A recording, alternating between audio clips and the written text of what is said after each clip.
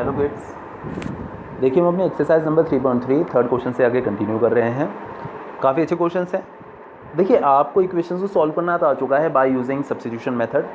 तो मैंने third question से क्या हुआ है कि क्या किया हुआ है कि थर्ड क्वेश्चन से सारी इक्वेशंस बना दी हैं।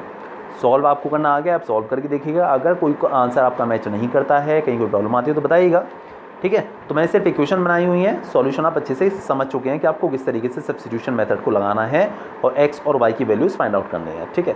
तो देखिएगा हम लोग बात करते हैं थर्ड क्वेश्चन के फर्स्ट पार्ट के बारे में। उन्होंने बोला the difference between two numbers is 26, one number is 3 times the other. उन्होंने बोला दो नंबर्स का डिफरेंस जो है वो 26 है, let the numbers be X and Y. तो उन्होंने बोला कि दोनों का जो डिफरेंस है वो 26 है, यानी कि x minus Y is equal to 26 and one number is 3 times. देखिए ये हमारी इक्वेशन नंबर 1 हो गई। And one number is 3 times of the other, एक नंबर दूसरे का 3 टाइम्स है। तो मान लीजिए x है तो x is equal to 3y, ठीक है। ये दोनों दो कंडीशन हमको बोली हैं कि दो नंबर्स का डिफरेंस तो 26 है और एक जो नंबर है वो दूसरे का 3 टाइम्स है, तो x is equal to 3y। अब ये हमारी सेकेंड इक्वेशन हो गई। देखिए हम जो सब्स्टिट्यूशन मेथड लगाते हैं, मैं आपको चलिए सॉल्यूशन पे लेके चलता हूँ पहले।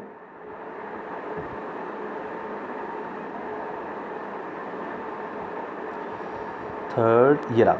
देखिए हम जो सब्स्टिट्यूशन मेथड लगाते हैं उसमें हम लोग क्या करते हैं कि किसी एक इक्वेशन से x या y किसी की वैल्यू निकाल कर दूसरे में उसको सब्स्टिट्यूट कर देते हैं और उसे सिंप्लीफाई करके x या y की वैल्यू हम आसानी से निकाल लेते हैं।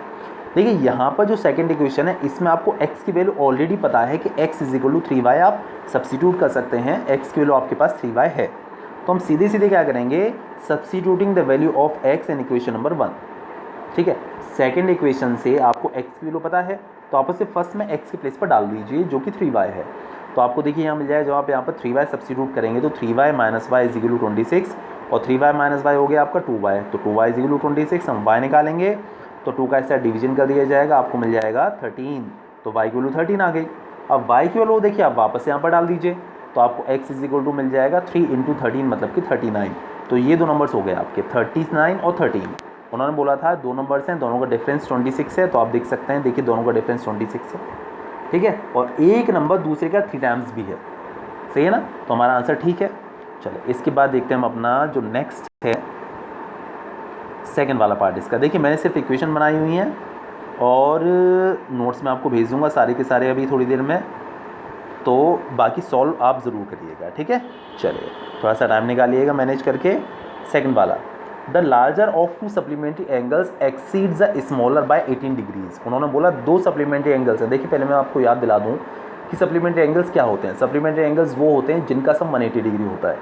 उन्होंने बोला दो सप्लीमेंट्री एंगल्स हैं, लेट द एंगल्स भी एक्स एंड वाई।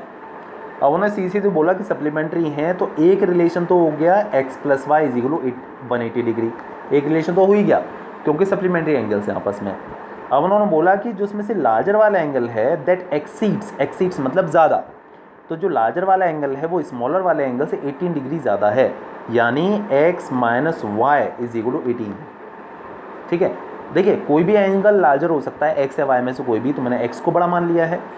दोनों देखिए सप्लीमेंट्री एंगल हैं तो दोनों का सम 180 होगा और दोनों का जो डिफरेंस है वो 18 डिग्री उन्होंने हमको दिया हुआ है। तो आपकी दो इक्वेशंस बन गई, आप आसानी से सॉल्व कर सकते हैं। यहाँ से y की वैल्यू निकाल लीजिएगा, सेकंड में पुट कर दीजिएगा, तो आपको अच्छे से सॉल्व करना तो आ चुका है अब इन इक्वेशंस को। तो बस ये करना है इसमें, ठीक है। बाकी इसका सॉल्यूशन तो खैर नहीं मैंने किया हुआ, इक्वेशन ही बनाई हुई है तो आपको भेज दूंगा, ठीक है। चलिए थर्ड वाला देखिएगा। The coach of a cricket team by 7 bats and 6 balls for rupees 3800। एक क्रिकेट टीम के कोच ने 7 बैट्स और 6 बॉल्स खरीदी हैं 3800 की। हमने मान लिया let the cost of 1 bat is equal to rupees X and cost of 1 ball is equal to rupees Y. देखिए जब एक बैट हमने एक्स रुपीज़ का मान लिया, कितने बैट्स हैं वहाँ पर 7, तो 7 बैट्स की कॉस्ट हो जाएगी 7x और एक बॉल की कॉस्ट को हमने वाई मान लिया तो 6 बॉल्स की कॉस्ट हो जाएगी 6y और इन दोनों की जो टोटल कॉस्ट है वो हो जाएगी आपकी 3800, ठीक है। सेकंड केस, लेटर बाद में she buys 3 bats and 5 balls. जब एक बैट की कॉस्ट हमने x मानी थी तो जो 3 बैट्स हैं वो हो जाएंगे 3x के, ठीक है। और एक बॉल की कॉस्ट हमने y मानी थी तो 5 बॉल्स हैं वो हो जाएंगी 5y की, इज इक्वल टू 1750। ये आपकी दो इक्वेशंस बन जाएंगी, आप इन्हें सॉल्व करके आसानी से जो है वैल्यू फाइंड आउट कर सकते हैं, ठीक है। देखिएगा इसका इक्वेशन मैंने आपको जो बनाई है वो दिखा देता हूँ।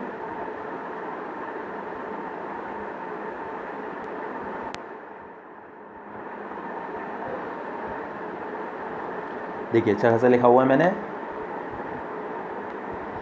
Late cost of 1 bat is equal to rupees X, cost of 1 ball is equal to rupees Y.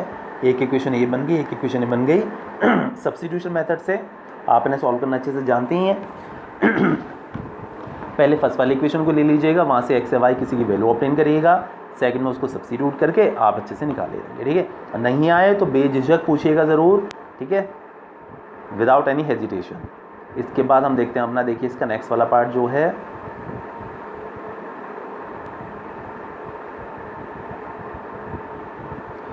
हाँ जी ये देखिएगा फोर्थ वाला। देखिए उन्होंने बोला the taxi charges in A city consist of a fix charge together with the charge for the distance covered.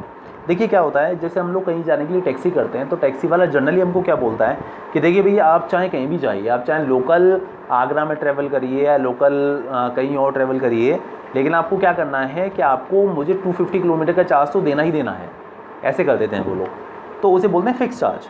तो same condition है कि टैक्सी चार्जेस एक सिटी में उन्होंने बोल दिया कि कुछ चार्ज तो फिक्स है और बाकी डिपेंड करता है कि पर्सन कितना डिस्टेंस कवर कर रहा है, ठीक है। तो उन्होंने बोला कि अगर वो 10 किलोमीटर कवर करता है तो उसे 105 रुपीज़ देने होते हैं, and if it covers 15 kilometre then he pays 155 rupees. अगर वो 10 किलोमीटर कवर करता है तो उसका चार्ज आता है 105 रुपीज़, और अगर 15 किलोमीटर कवर करता है तो उसका चार्ज आता है 155 रुपीज़। तो अब क्या है, उन्होंने बोला that what are the fix charges and the charge per kilometre. तो मैं एक तो फिक्स चार्ज पता करना है, दूसरा चार्ज पर किलोमीटर पता करना है। हमने मान लिया let the fix charge be rupees x, तो फिक्स चार्ज एक्स है, उसके बाद 10 किलोमीटर कवर कर रहा है वो, तो हमने मान लिया कि let the fixed charge be rupees X and the charge per kilometre is rupees Y, ठीक है। तो एक्स रुपीज़ से उसको देने that is a fix charge, plus 1 kilometre का चार्ज हमने मान लिया Y rupees, charge per kilometre is equal to Y rupees, तो 10 किलोमीटर का हो जाएगा 10 वाई। सही बात है नहीं, देखिए हमने 1 किलोमीटर का जो चार्ज है उसे वाई रुपीज़ सपोज कर लिया, x rupees was a fix charge और पर किलोमीटर का चार्ज हमने वाई रुपीज़ मान लिया, तो 10 किलोमीटर का हो जाएगा 10 वाई। तो X plus 10 Y is equal to 105, ये आपकी पहली इक्वेशन बन जाएगी। सेकंड की बात करें, देखिए एक्स तो वापस से देना ही देना है, इस बार उसको बंदे को कवर करने 15 किलोमीटर्स, तो 15 किलोमीटर का चार्ज हो जाएगा 15 Y is equal to 105, sorry 105 नहीं है, दैट इज़ 155। तो देखिए दो इक्वेशंस हो गई, सॉल्व करके एक्स और वाई दोनों निकल आएंगे। तो एक्स तो हो जाएगा आपका फिक्स चार्ज और वाई हो जाएगा आपका चार्ज पर किलोमीटर, ठीक है। अच्छा अब देखिए उन्होंने हमको कुछ और भी बोला है कि अगर वो पर्सन 25 किलोमीटर कवर करता है तो उसे कितने रुपए देने होंगे, टोटल उसको पेमेंट कितना करना होगा।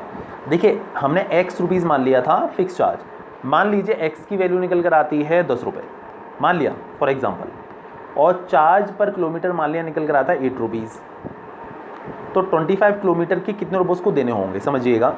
देखिए 10 रुपीज़ तो देने ही देने, वो तो फिक्स हैं।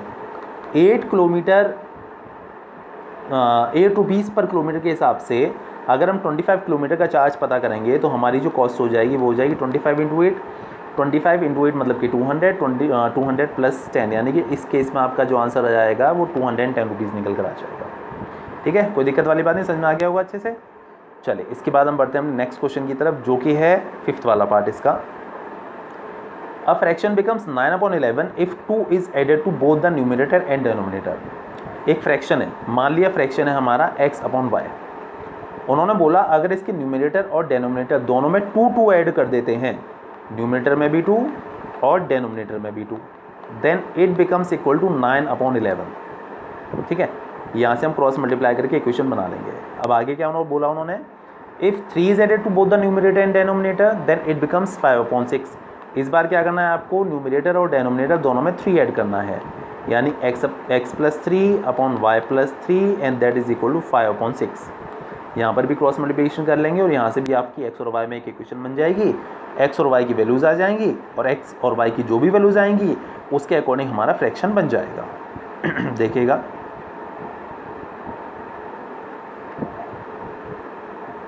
या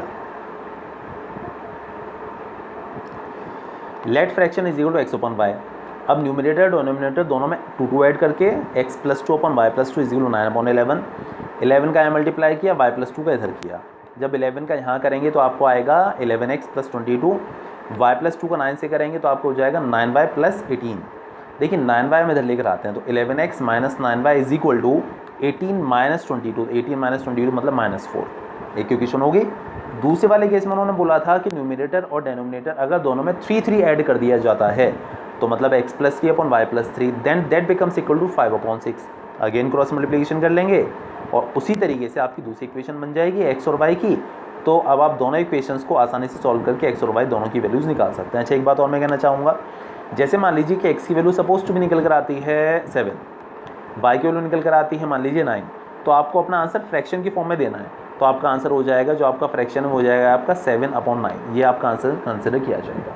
ठीक है, फ्रैक्शन की फॉर्म में लिखना है आपको, क्योंकि उन्होंने हमको सिर्फ फ्रैक्शन के बारे में बोला था, इंडिविजुअल एक्स और वाई नहीं लिखने हैं। ठीक है, तो फ्रैक्शन की फॉर्म में लिख दीजिएगा एक्स और वाई की वैल्यूज़ निकालने के बाद। ठीक है, चलिए इसके बाद इसका लास्ट वाला पार्ट जो अपना वो देख लीजिए ज़रा।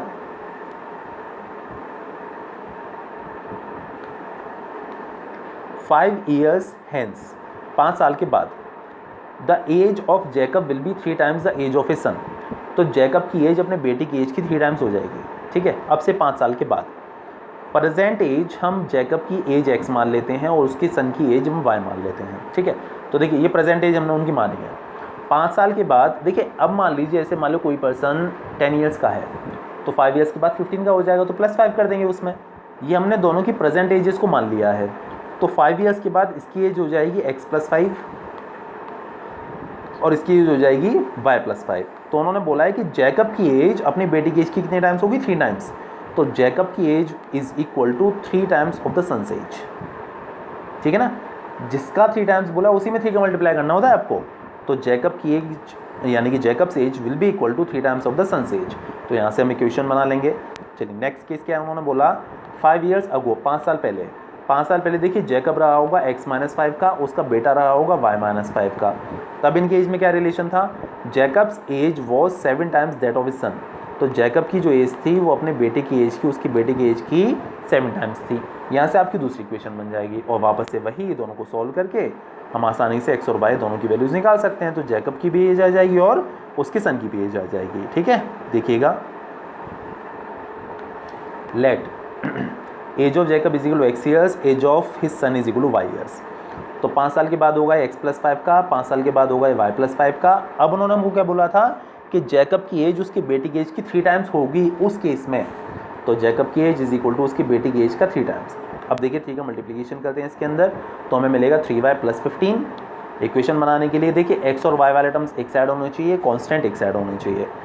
x 3y साइड आके माइनस हो गया और 15 5 साइड जाके माइनस हो गया, मतलब 10। This is our equation number 1। Second case में क्या था, 5 साल पीछे की उन्होंने कंडीशन हमको दी थी, 5 ईयर्स अगो। तो 5 ईयर्स अगो ये रहा होगा x - 5 का जैकब, उसके बेटी की एज रही होगी y - 5। तो जैकब जो था वो उसकी बेटी की एज का 7 टाइम्स था। तो x - 5 was equal to 7 × y - 5, 7 का अंदर मल्टीप्लाई कर लेंगे। x - 5 is equal to 7y - 35, 7y side लेकर आएंगे, 5 इस साइड लेकर जाएंगे इक्वेशन बनाने के लिए। x - 7y is equal to -30, actually -35 + 5 हो जाएगा इधर आकर, तो -30। दो इक्वेशंस हो गई, आपको सॉल्व करना अच्छे से आ चुका है सब्स्टिट्यूशन मेथड से। किसी भी जैसे इस वाली इक्वेशन से आप x की वैल्यू निकाल लीजिएगा, यहाँ पर पुट कर दीजिएगा, आपको अच्छे से आता है। नहीं आए तो पूछना ज़रूर है, करिएगा ज़रूर प्रैक्टिस अच्छे से। ठीक है, चलिए बाकी अगली एक्सरसाइज नेक्स्ट वीडियो में करते हैं। Okay, bye.